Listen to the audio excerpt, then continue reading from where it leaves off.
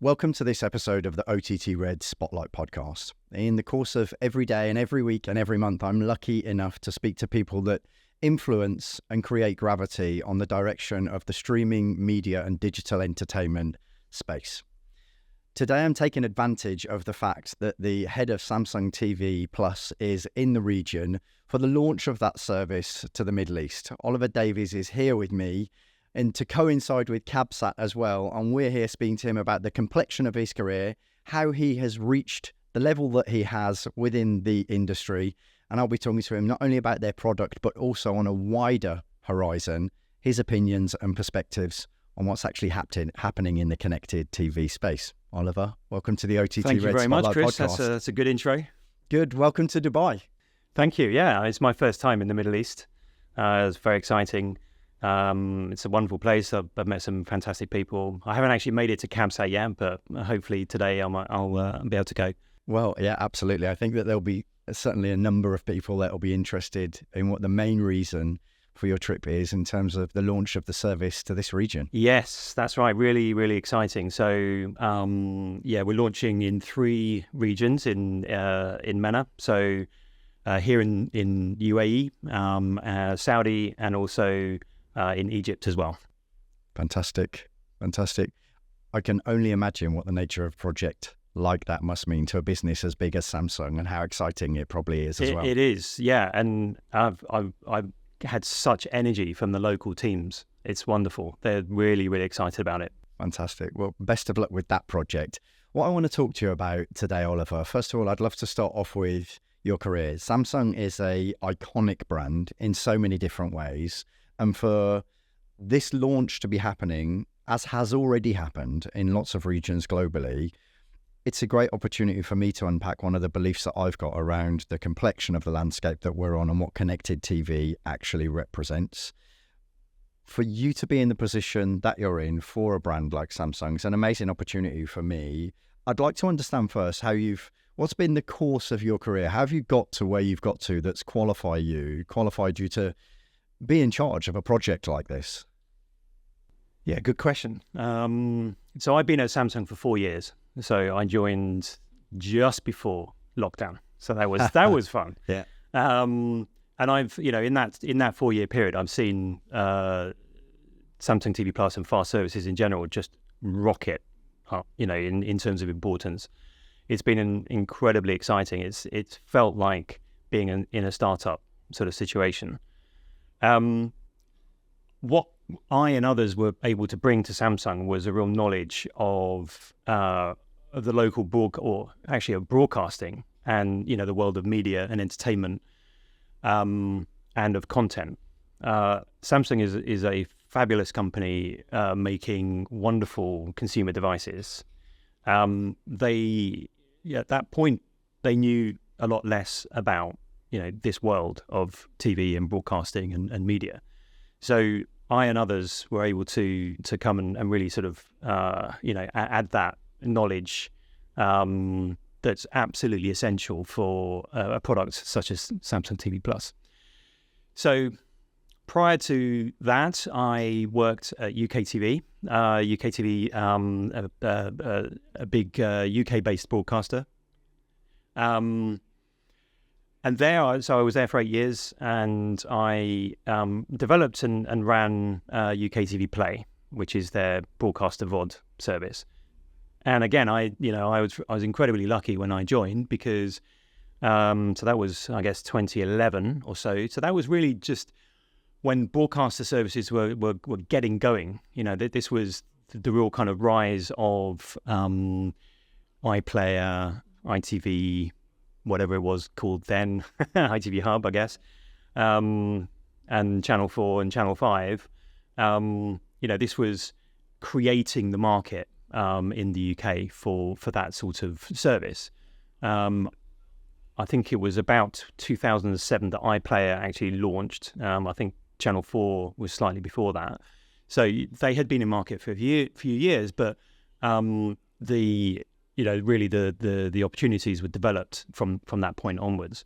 So UK TV was interesting because they had channels both in the free space and in pay space. So it was kind of complicated to develop that proposition that really consumers understood. The other problem, of course, was that everybody knew Dave, the channel, and everybody knew, their channel brands, but UK TV as a network was not really a consumer-facing brand. So that was a challenge, and it kind of still is a challenge for them. So during that period, I learned a huge amount about the content and what works, and how to curate the content, how to present it to people, and how to run a product as well. I hadn't really had that kind of experience before. Talking of which, prior to that, I worked at Fremantle Media, what was then called a super indie, one of the largest independent production companies globally. And again, I had the huge privilege of working on some of their shiny floor entertainment shows, The X Factor, Britain's Got Talent, The Apprentice, as well as a few other iconic brands such as Grand Designs and Neighbours and others. And my job there was to develop the fan engagement, and particularly outside of the Saturday night show or the Wednesday repeat.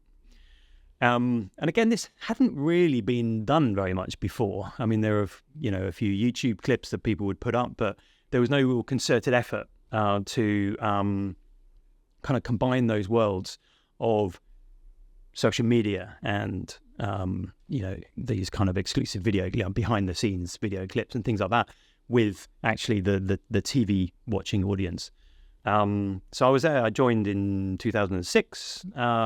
I did 6 seasons of X Factor. That's enough for anyone.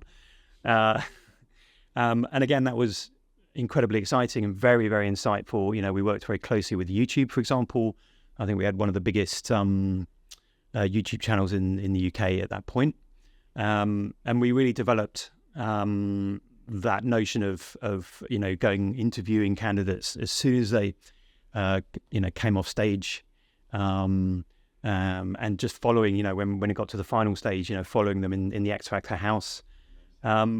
Also developing, and this is really interesting, developing some sort of digital commercial opportunities. So we would bring brands in such as L'Oreal and Sainsbury's, and we would do video strands with them. So it would be cooking with the X Factor finalists, with Sainsbury's, for example. Inevitably, we would end up with food fights and all sorts of things, But that's fun. That's what people wanted. So I guess that's my trajectory. And it's been really around TV, but always around the digital side of things. I can absolutely understand why that pedigree would lead Samsung to be attracted to someone like you, considering the nature of what we're talking about today.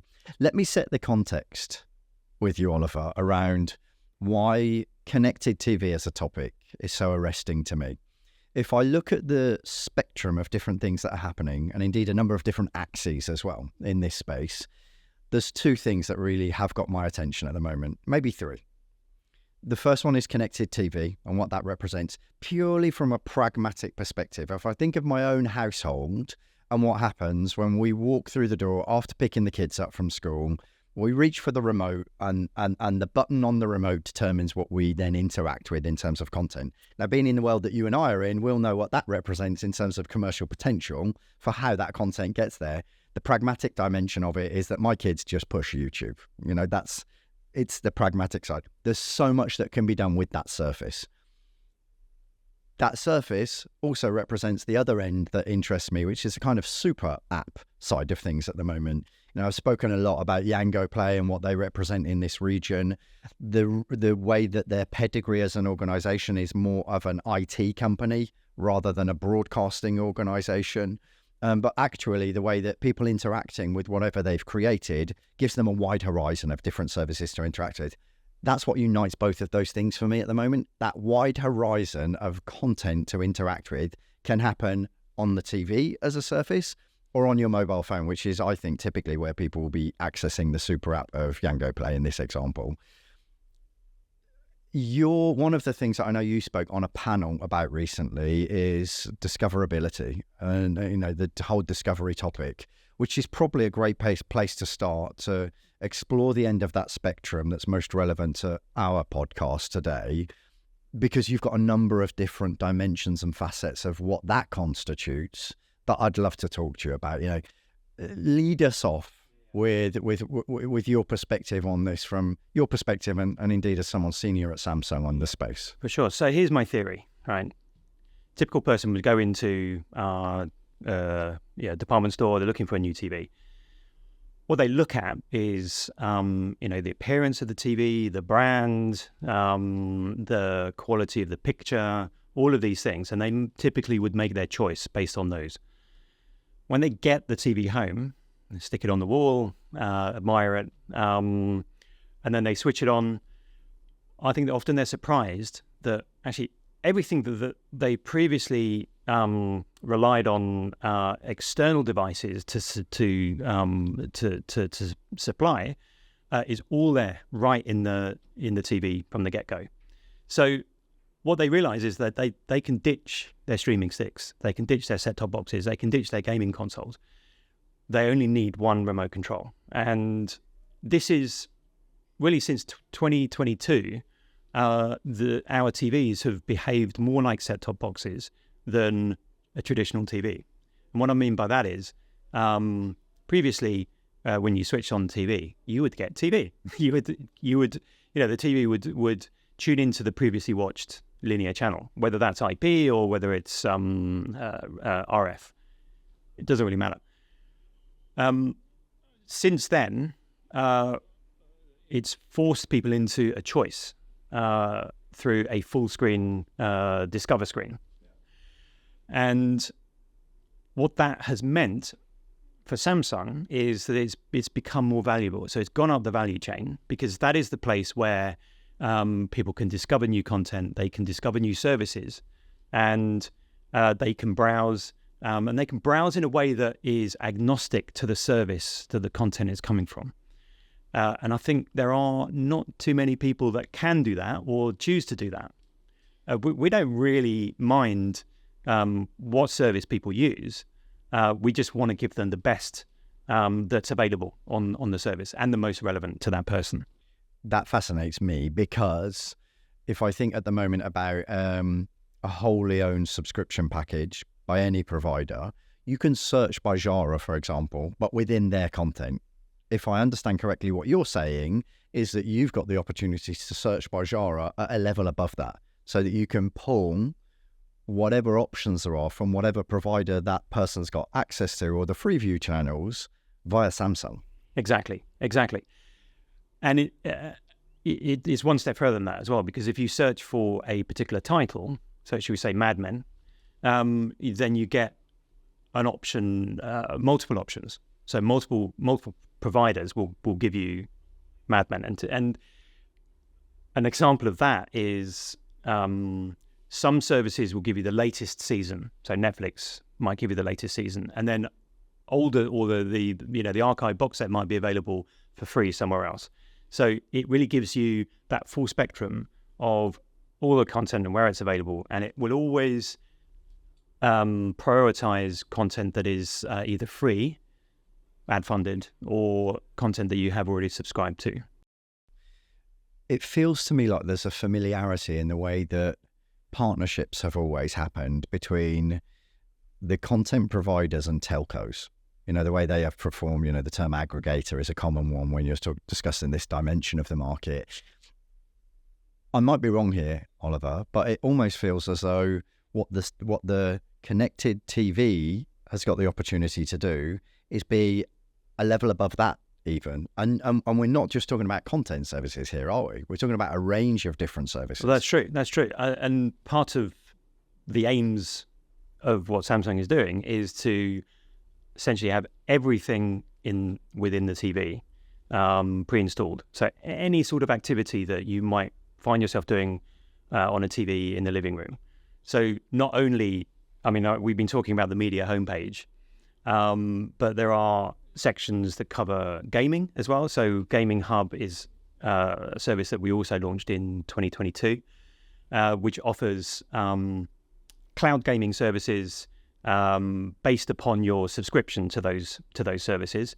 And of course, that does away with the need of a games console. All you need is a Bluetooth controller and a subscription, and then you can have that full-on gaming experience. Incidentally, the processing for those games is all done in the cloud. So provided you have a fast broadband, you're not relying on the processing power of the TV. It's all done in the cloud. I was going to ask you that, actually, whether or not there's a dependency to have NVIDIA chips in the TV. No, because that's not really cost effective. No.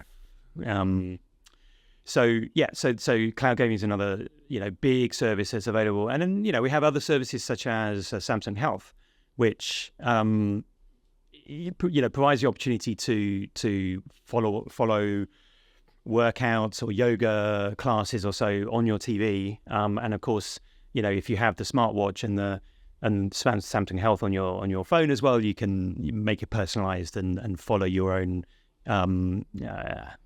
body heartbeats and things like that. Also, a small service, but something that I think is wonderful, is called Art Store. And on certain TVs, you're able to select from well-known pieces of art that are curated, by our art experts. And when the TV's in standby mode, you display a Monet.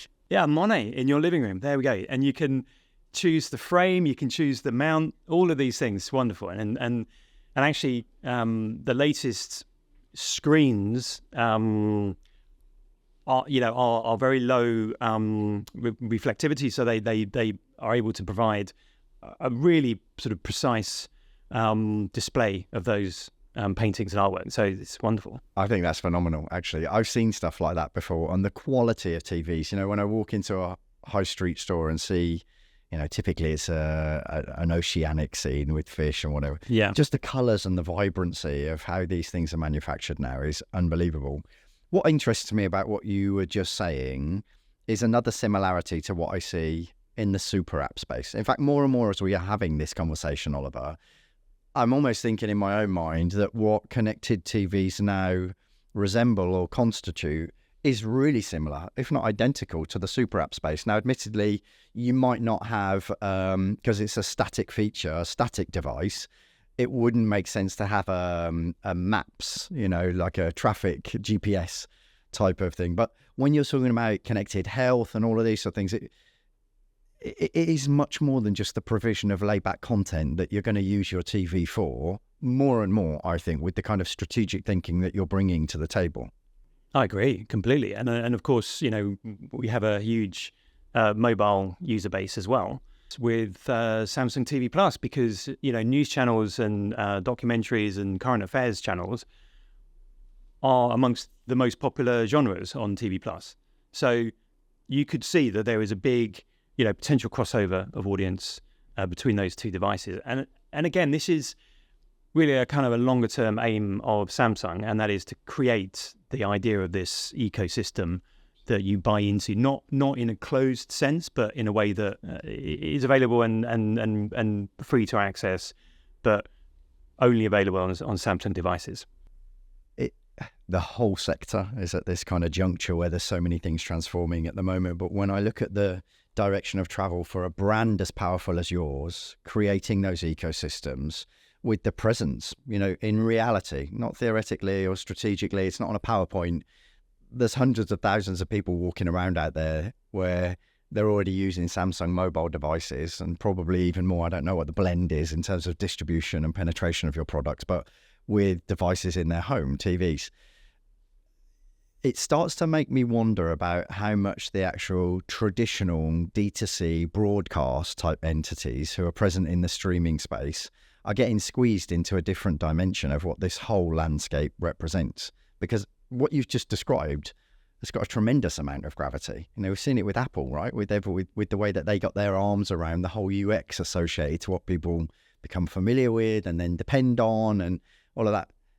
This puts you in the same kind of position. Yeah, I agree. I mean, also, what's interesting about something like TV Plus is that it does offer a direct route to market for smaller players. And because typically a production company would need to have a commission from a traditional broadcaster in order to make programming. But they can go ahead and make their own programming, or they can free up, some of the library content that they have available, and they can put it directly in front of consumers.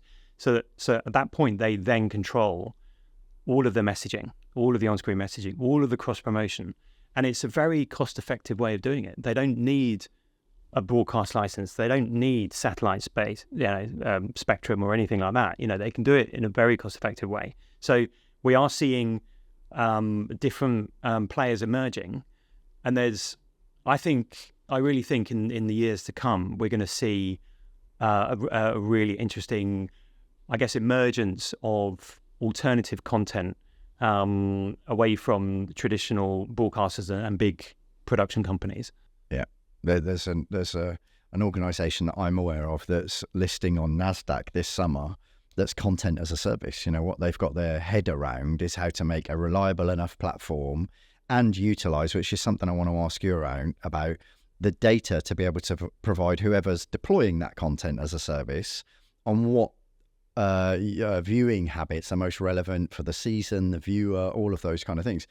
Again, much, much cheaper because the company that's created that content as a service platform has got much, much more buying power, right from the hero content from the studios down to the more indie type producers, and it's all on there.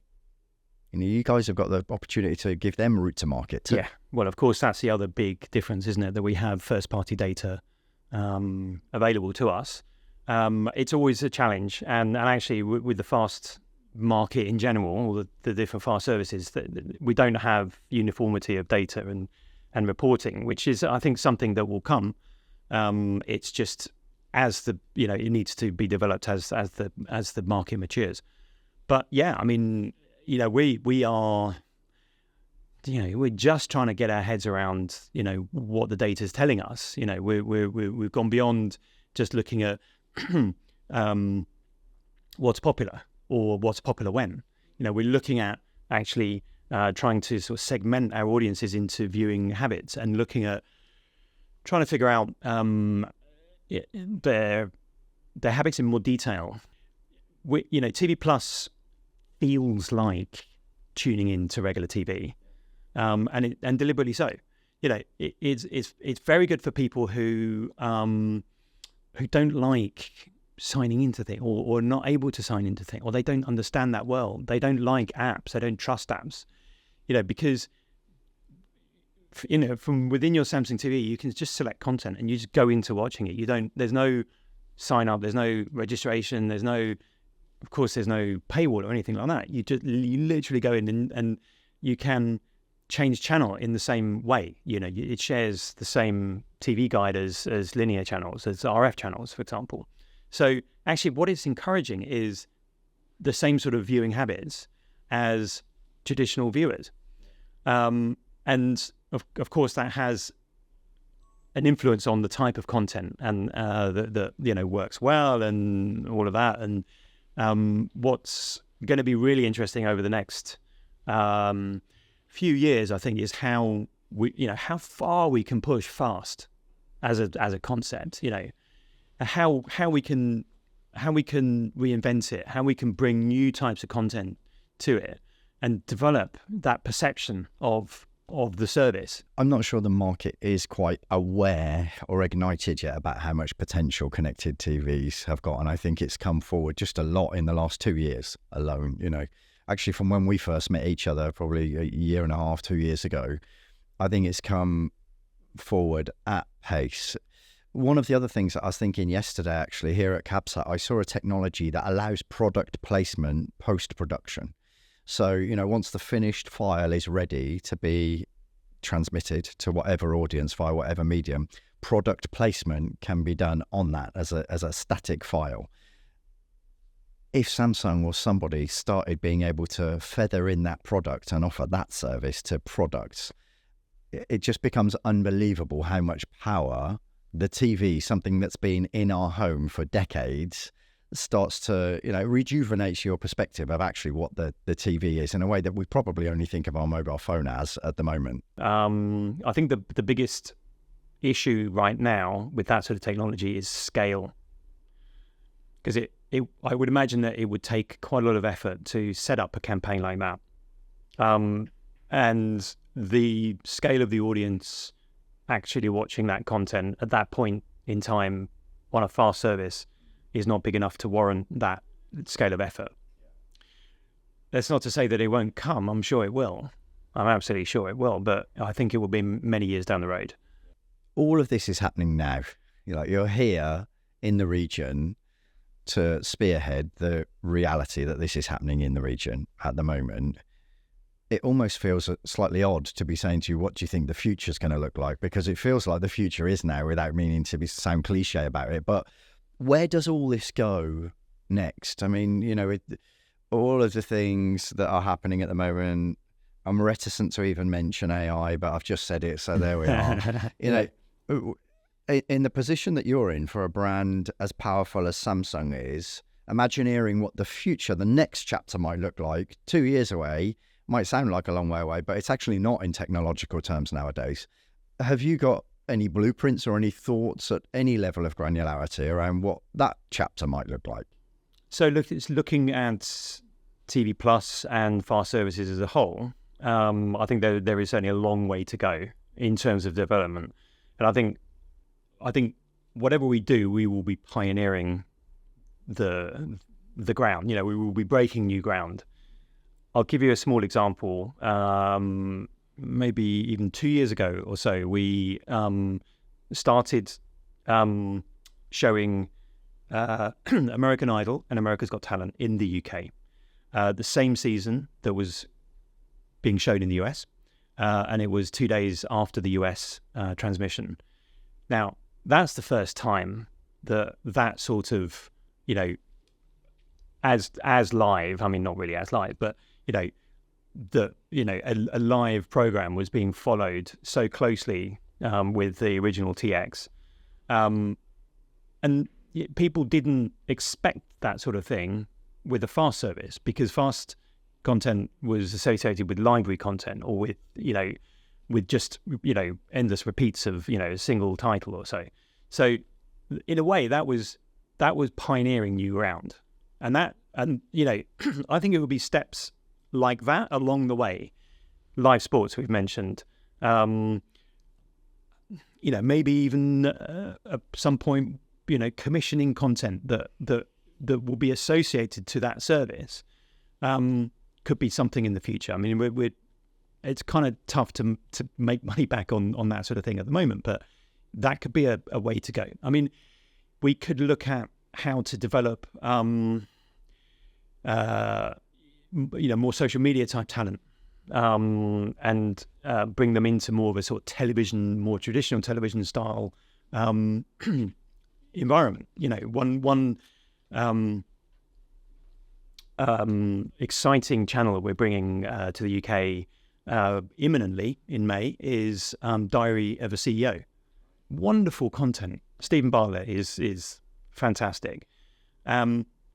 And that has previously just existed as a podcast. But of course, he records all of his podcasts, and they're very, very compelling and really interesting. And that's breaking new ground as well. So you can see that over time we could develop a service that could properly rival traditional broadcast. There's no reason why not. I was thinking of it a different way, Oliver. And I was going to ask you this question because it might be a bit of a bombshell question, but I'm thinking it, so I'll ask it. With what you're describing and the way that the pendulum has swung so much from a heavy persuasion towards subscription-based services and people might, consuming those as their preference, now the pendulum swinging back towards, what in the linear chapter of broadcast transmissions was just ad-based free channels. I can almost imagine that the gravity and power of what you're talking about here today could mean that people go predominantly back towards a style of viewing TV that is more like what when I was growing up. It's free channels, and the money was being made behind the scenes by the advertising, and now the data. Obviously, that wasn't the case then, but I could see things going more in that way, and it's making me wonder whether or not the progressive erosion to the profits, even if they exist, of subscription-based services are going to be accelerated by what you're bringing to market. I'm not sure about that. I think that what we offer is a different way of viewing and finding content. The success of the big SVOD services and the continued success of the big SVOD services mean that they can continue to invest in their own high-quality programming. And that's an absolutely vital source of new content and new content funding. If it was to rely on fast services or even broadcasters these days, we would not see the type of high-end content production that we do at the moment. Just taking Doctor Who, for example, and the tie-in that the BBC has had to make. That speaks volumes to me that that you've got to go big or go home, with brands. So I think there is absolutely a place for that sort of the SVOD model, but I think there's also a market, a more traditional linear viewing market that is comfortable with fast services. Yeah. So you mentioned the proximity that you potentially generate for the creator economy to get to a wider viewing audience. I'm not sure if you're familiar with an organization called Blackbird that have recently created a product called Elevate.io, and it's virtualized cloud-based production services. And I could easily imagine Elevate being plugged straight into your service, so that all of the middlemen and the necessity of trying to get their content out to wide audiences just removed. They could potentially plug Elevate straight into your service and create a massive creator economy of a scale that's never been seen before. Yeah. I think the whole industry is ripe for change, right? Disruptive models, as we've seen, I think they will continue to come and will continue to shake things up, definitely. Yeah. Oliver, it's been a pleasure to have you on the OTTRED Spotlight podcast. I've genuinely enjoyed and been stimulated by this conversation and the conversations that we've had over the last few days, bumping into each other at CabSat as well. I want to wish you all the best with the project, or continued success. And I'll be interested as a resident of this region to see exactly what happens in my own household, as well as just generally on the market. So Oliver Davies, thank you so much for coming on. Thank you very much, Chris. Thanks for the invitation. Thank you.